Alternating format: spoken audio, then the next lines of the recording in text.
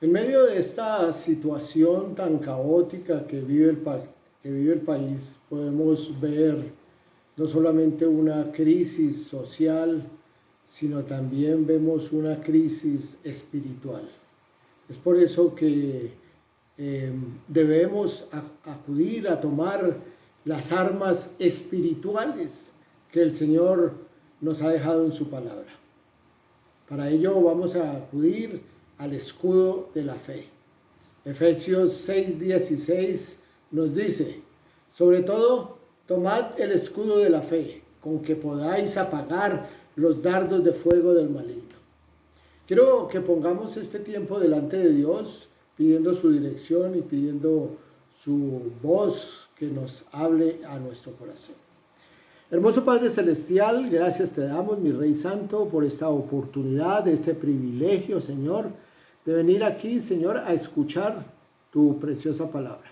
Te pedimos, Rey de la Gloria, que seas tú hablándonos, que seas tú tocando nuestro corazón y que seas tú, Señor, guiándonos y mostrándonos el camino que debemos recorrer en este tiempo de crisis en nuestro país.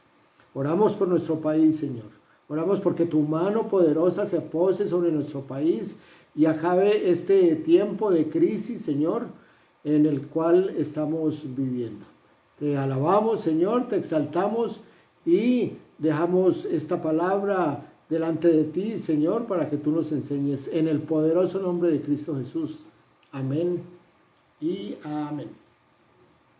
Efesios 6:16, sobre todo, tomad el escudo de la fe, con que podáis apagar los dardos de fuego del maligno. Y vamos a poner nuestra atención, nuestra mayor atención la vamos a poner a los dardos de fuego. ¿Qué son los dardos de fuego del que nos habla la palabra de Dios? ¿Qué son estos dardos que mencionan este versículo? Siempre le hemos dado una connotación sobrenatural a lo que tiene que ver con los ataques del enemigo. Obviamente, porque es un ataque sobrenatural. En 2 Corintios 10:4 podemos leer: porque las armas de nuestra milicia no son carnales, sino poderosas en Dios para la destrucción de fortalezas. Y este versículo ha dado pie para la guerra espiritual que las iglesias evangélicas manejamos, un conjunto de técnicas para enfrentar las batallas espirituales. Ahora, hay una tendencia de manejarlo con mucha mística, como con un nivel de metafísica evangélica, llevándonos a escenarios impensables. Pero el siguiente versículo nos determina realmente dónde se lleva a cabo esta guerra. 2 Corintios 10:5 dice: derribando argumentos y toda altivez que se levanta contra el conocimiento de Dios y llevando cautivo todo pensamiento a la obediencia de Dios. Entonces el escenario deja de ser las nubes, el infierno, las catacumbas, el mar muerto, y nos da a entender claramente que el campo de batalla es nuestra mente y nuestra forma de entender las cosas. Entonces, los dardos de fuego del enemigo son ataques a la forma en que entendemos las cosas. 2 Corintios 10:4-5, ahora en una traducción diferente, en la Nueva Traducción Viviente, nos da a entender mejor lo que Dios nos quiere decir. Usamos las armas poderosas de Dios, no las del mundo, para derribar las fortalezas del razonamiento humano y para destruir argumentos falsos. Destruimos todo obstáculo de arrogancia que impide que la gente conozca a Dios. Capturamos los pensamientos rebeldes y enseñamos a las personas a obedecer a Cristo. Como podemos ver, aquí no hay ninguna poción mágica, no hay ritos espiritistas. Aquí lo que vemos es un proceso de argumentación. Entonces, ¿cuál es el verdadero ataque del enemigo? ¿Matarnos? Sí, él quiere hacerlo, pero no puede. Y no puede porque Dios no se lo permite. Recuerden que para producir una sarna a Job, el diablo tuvo que pedirle permiso a Dios, ¿no? El ataque del enemigo para Adán y Eva no fue para matarlos. Aunque él sí quería matarlos, no podía hacerlo. El engaño de Satanás fue lograr cambiarle su escala de valores, o sea, como la forma de ver las cosas. Dios le dijo, árbol bueno, árbol malo. Y Satanás vino y por medio de argumentos lo que hizo fue cambiarle la escala de valores al punto que Eva dijo, árbol bueno, árbol también bueno, bueno para comer, agradable a los ojos y árbol codiciable. ¿Qué pasó? Cambió su escala de valores. Eso es lo que el enemigo hizo con ellos. Y eso es lo que el enemigo trata de hacer con nosotros siempre. Atacar nuestro concepto del bien y del mal. Isaías 5:20 dice, ay de los que a lo malo le dicen bueno y a lo bueno malo, que hacen de la luz tinieblas y de las tinieblas luz, que ponen lo amargo por dulce y lo dulce por amargo. Ese es el ataque del enemigo. Cambiar la manera de pensar de las personas individual y colectivamente. Esos son los dardos de fuego del enemigo que hacen que las cosas buenas ahora se vean como malas y las malas se vean como buenas. El enemigo ya no se presenta ante nosotros para argumentarnos, sino que utiliza todos los medios de comunicación para lograr su cometido.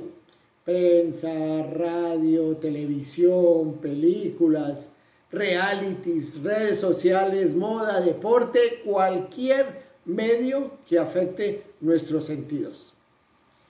Y eso es lo que quiere el diablo, afectar nuestros sentidos, afectar la forma en que vemos las cosas. Segunda de Corintios 11:3 dice, pero me temo que como la serpiente con su astucia engañó a Eva, vuestros sentidos sean de alguna manera extraviados de la sincera fidelidad a Cristo.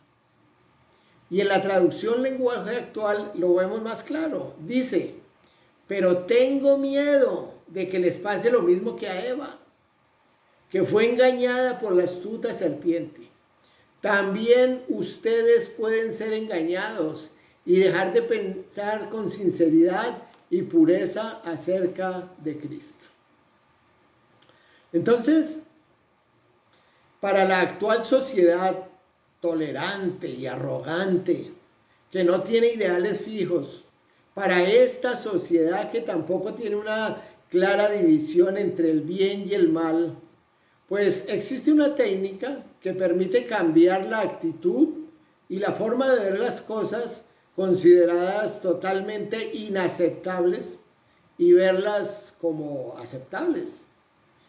Esta técnica se llama la ventana de Overton y permite, después de que se realizan algunos pasos, permite que podamos llegar a cambiar nuestra actitud y nuestra forma de ver las cosas malas como si fueran buenas. Y eso es lo que busca el enemigo, que lo que Dios dijo que era malo, nosotros lo veamos como algo bueno. Entonces, para mostrar cómo funciona esta técnica, vamos a hacer un pequeño ejercicio concreto.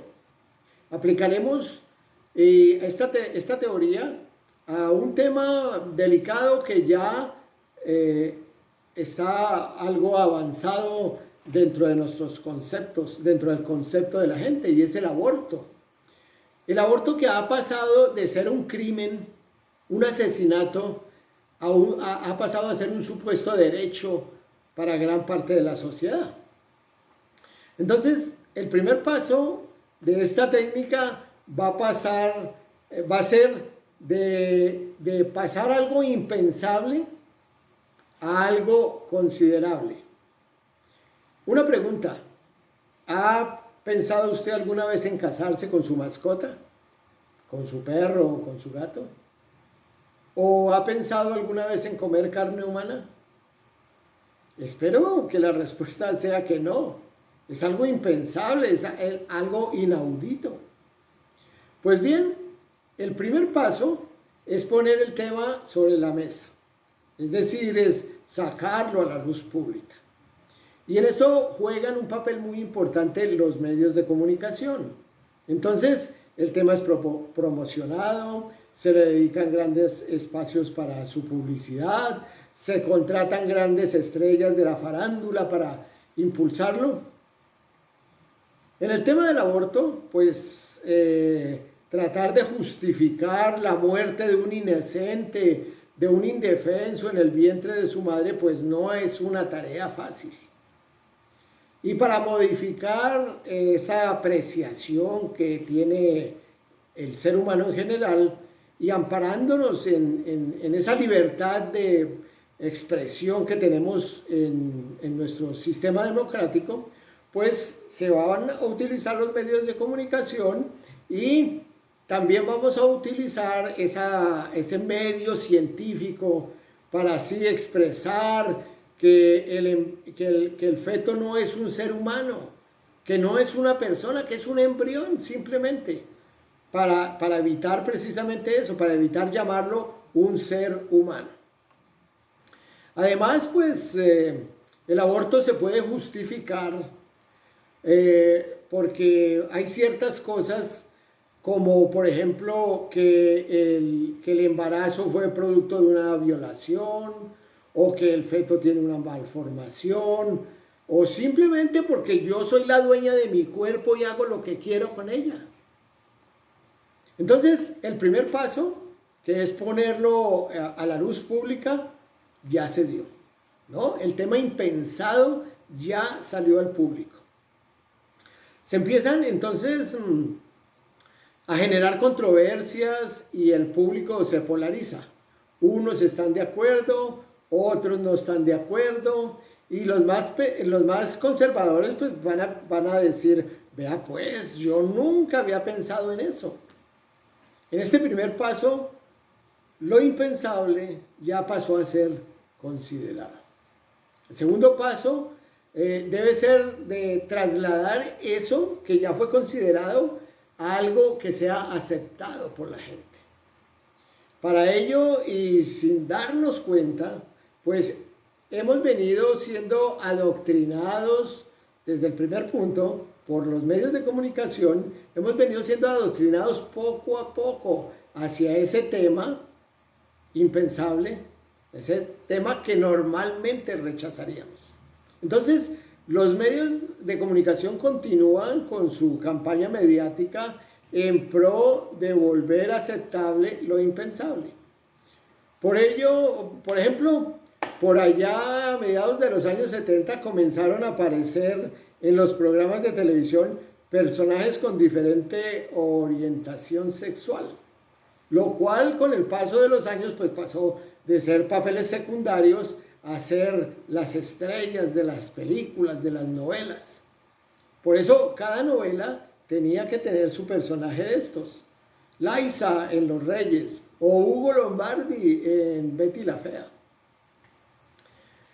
En esta segunda etapa, entonces ya se persigue abiertamente la aprobación del aborto. Para que este pueda ser aceptado, pues hay que seguir divulgando las conclusiones de los científicos y también insistir en lo oportuno que es no tener prejuicios sobre el tema. Y ya se van a calificar entonces de intransigentes y de fundamentalistas a quienes se nieguen a adquirir conocimientos sobre este tema. Entonces los que se resisten deben ser empezados a ser vistos como fanáticos. Esas personas que se oponen a la ciencia y al progreso. Así pues, mientras se condena públicamente a los intolerantes, es necesario cambiarle las connotaciones negativas al término original y que se pierda su significado. Entonces, para ello debemos crear un término más neutro, menos pecaminoso, sustituyendo así la expresión aborto por interrupción voluntaria del embarazo.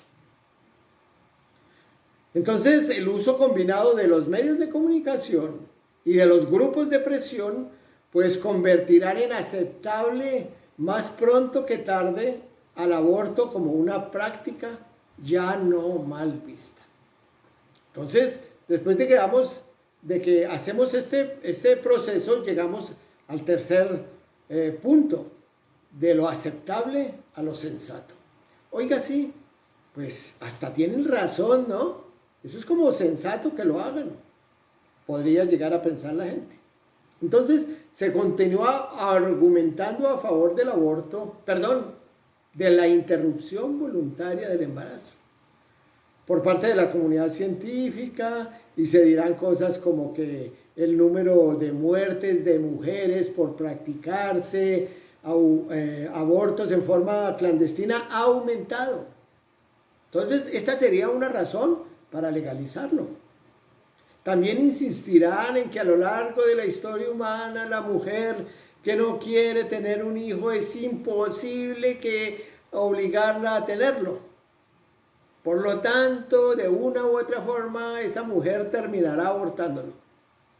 Por lo cual es mejor legalizar esta práctica. Al mismo tiempo, se seguirá siendo absolutamente necesario arrinconar a quienes piensan diferente de los que quieren consolidar este pretendido derecho. Así se acusará a estas personas de radicales, que están contra la libertad del derecho a decidir y que la madre es dueña de su cuerpo.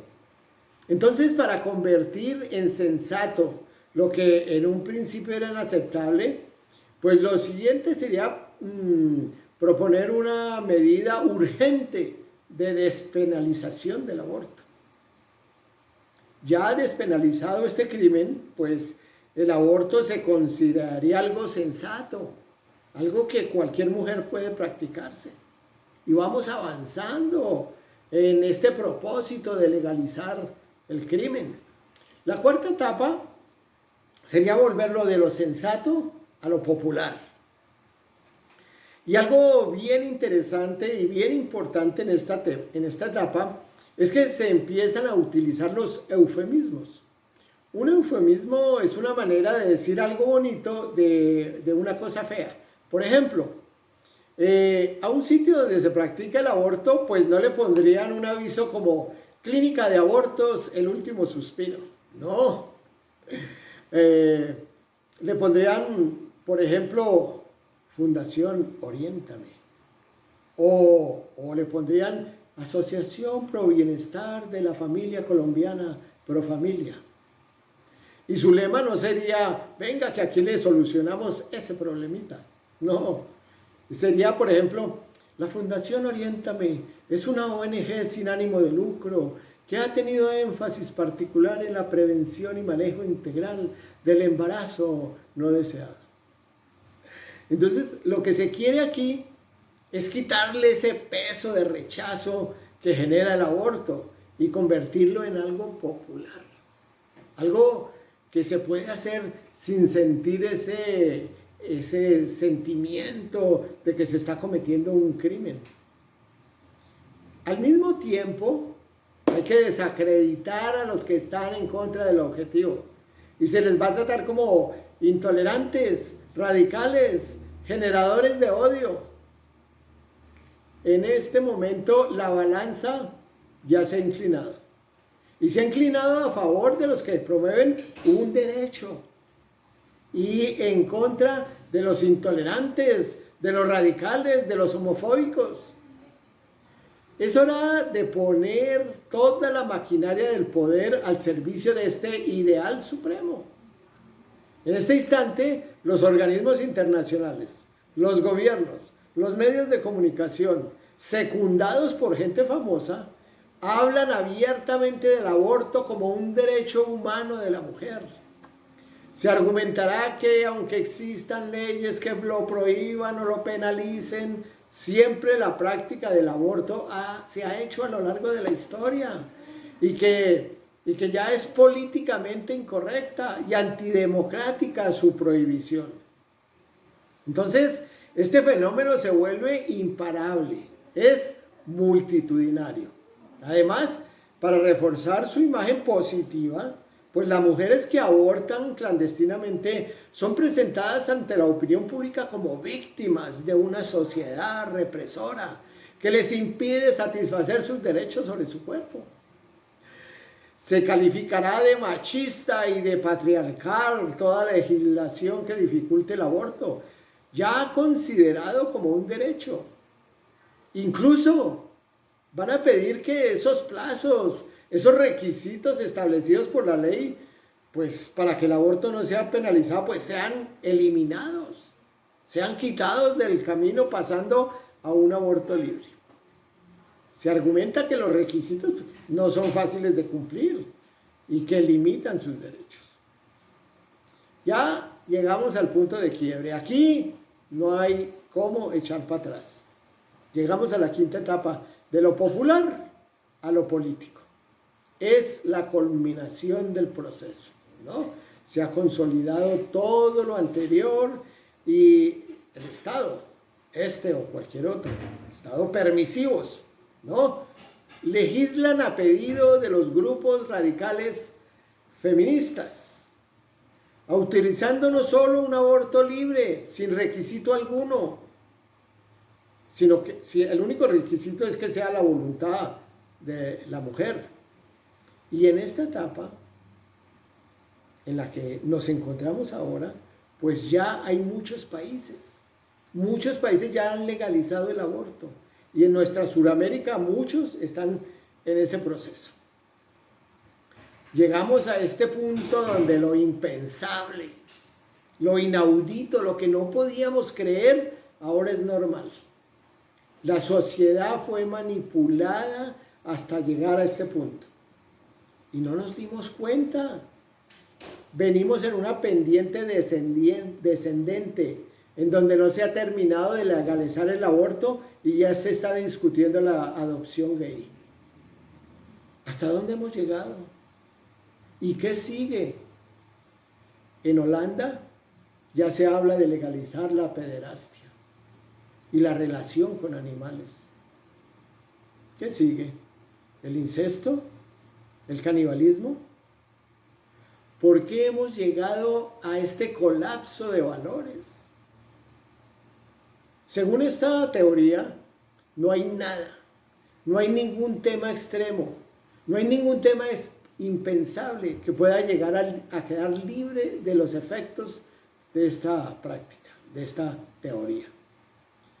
Y esto podría llegar a cambiar de manera radical la valoración general que tenemos sobre asuntos que hace años se consideraban impensables y que algunos hoy reclaman como derechos.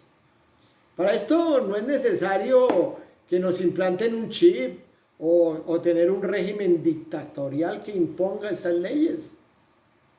Para esto lo único que se necesita es el desarrollo de una serie de técnicas avanzadas cuya implementación pasaría, como está pasando, desapercibida para la sociedad. Debemos estar atentos, porque con procedimientos como estos, nos están llevando a ver el delito del aborto como un derecho. Cualquier relación, hombre con hombre, mujer con animal, cosa o cualquier cosa, como una familia. El suicidio asistido como una exigencia de una muerte digna. El bestialismo, el incesto, la pederastia como algo natural. Siempre es posible la manipulación de las personas y la imposición de políticas públicas por alianzas con la mentira, con la maldad. Cuando miramos a través de la ventana de Overton, vemos que los hijos de las tinieblas son más astutos que los hijos de la luz. Esto nos lleva a comprender la urgencia de una profunda unidad y relación con Dios y su palabra. Porque la palabra de Dios es la que nos permitirá caminar en justicia y santidad. Miremos lo que dice el Salmo 19, versículo 7. La ley de Jehová es perfecta, que convierte el alma. El testimonio de Jehová es fiel, que hace sabio al sencillo. Los mandamientos de Jehová son rectos, que alegran el corazón. El precepto de Jehová es puro, que alumbra los ojos. El temor de Jehová es limpio, que permanece para siempre. Los juicios de Jehová son verdad, todos justos. Deseables son más que el oro y más que mucho oro afinado. Y dulces más que la miel y que la que se destila del panal. Tu siervo es además amonestado con ellos. En guardarlos hay grande galardón. ¿Quién podrá entender sus propios errores? Líbrame de los que me son ocultos. Usted no sabe lo que están haciendo en su cerebro. Usted no sabe el proceso de lavado cerebral que le están haciendo. Usted no sabe el proceso. La técnica de la ventana de Overton o cualquier técnica de manipulación de masas en la que estamos cayendo y no nos estamos dando cuenta. Nos estamos deslizando sin darnos cuenta en nuestra escala de valores. Sin darnos cuenta empezamos a tomar decisiones, conversaciones, gustos modificados, estilos, amistades, tolerancia, aceptación. Y cuando nos demos cuenta y cuando venga el juicio, vamos a estar en medio de la merced del juicio de Dios. Es necesario que usted entienda que el enemigo seguirá lanzando sus dardos de fuego. Cuando sales, cuando te expones a las malas conversaciones, a la influencia de películas inmorales, a las costumbres de esta sociedad decadente. Tenemos que volver a la fe. Tenemos que venir al altar y encontrarnos con Dios. Hoy en día, que busquemos de Dios es un asunto de supervivencia moral. Somos la única esperanza para una sociedad decadente. Somos la única esperanza de que los valores morales permanezcan a través de nuestra generación. No nos rindamos, no nos venzamos, sigamos adelante. Cierre sus ojitos y vamos a orar.